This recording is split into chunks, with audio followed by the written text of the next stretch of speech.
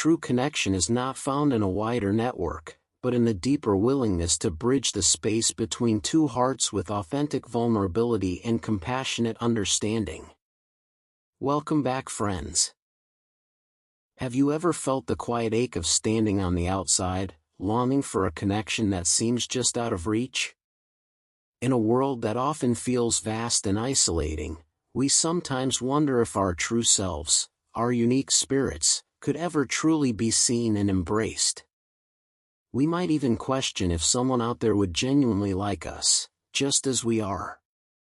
This feeling, this deep human yearning for belonging, is a shadow many of us walk in, often in silence.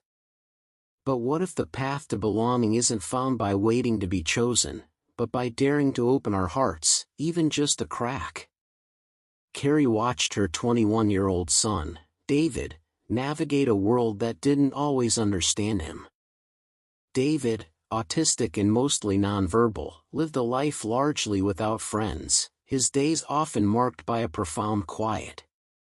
Then, one day, a question, simple yet weighty with all the years of unspoken longing, tumbled from his lips to his mother: would someone like me?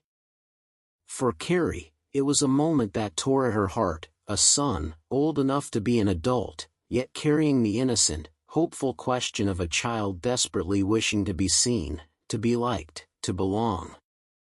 It spoke volumes of the loneliness he carried, the invisible barrier that often stood between his gentle spirit and the wider world. Deeply moved, Kerry did something brave. She shared David's poignant question on social media, a vulnerable whisper sent out into the digital ether. What followed was nothing short of miraculous. The internet, often a place of harsh divides, transformed into a river of compassion. Over 15,000 heartfelt responses poured in from strangers across the globe: firefighters, police officers, sports personalities, everyday people, all reaching out with messages of acceptance, kindness, and affirmation. David, who had asked if someone would like him, found himself embraced by thousands. His quiet world exploded with joy. He was no longer just a boy who wondered if he was likable. He was a changed boy, constantly smiling, eagerly engaging, and determined to respond to every single message. His spirit, once shadowed by isolation, now bloomed with newfound joy and a desire to connect. David's story reminds us that sometimes, the simple act of vulnerability, even a question whispered in pain, can unlock an astounding outpouring of human kindness. It wasn't just David's attitude that changed, the collective attitude of humanity shifted to meet his need. This powerful ripple effect shows us how deeply we are all interconnected, and how collective compassion can bridge the widest empathy gaps. As Amelia Earhart wisely said, a single act of kindness throws out roots in all directions, and the roots spring up and make new trees. David's story beautifully expands on this, showing us that when attitudes of kindness and acceptance are extended, it can change a person's present and future, restoring our faith in humanity's capacity for boundless love. From the bustling, vibrant tapestry of modern connection, we turn now to a story as old as time, a parable that echoes the same profound truth. There were once two brothers, living on adjoining farms, whose hearts had hardened against each other. A bitter dispute had driven a wedge between them, silent and stony, and they refused to speak, their days filled with unspoken grievances. One brother, consumed by the desire for further separation, hired a carpenter and instructed him to build a high, imposing fence along their shared property line, a wall that would solidify their division and ensure they would never have to lay eyes on each other again. His heart was set on reinforcing the chasm that had opened between them. The carpenter listened quietly, then set to work. Days later, when the brother returned, he was stunned. There was no fence, no wall of separation. Instead, spanning the chasm between the two farms was a beautiful, sturdy bridge, connecting their lands. At that very moment, his brother emerged from his own farm, saw the bridge, and his eyes welled up. He crossed the bridge, and the two men met in the middle, embracing with tears and forgiveness, their bitter dispute melting away in the face of this unexpected connection. The carpenter, having built more than just a bridge, then gathered his tools. When asked why he hadn't built the fence, he simply smiled and said he had many more bridges to build. This unexpected act of connection, born from a vision of unity, transformed resentment into reconciliation, division into heartfelt embrace.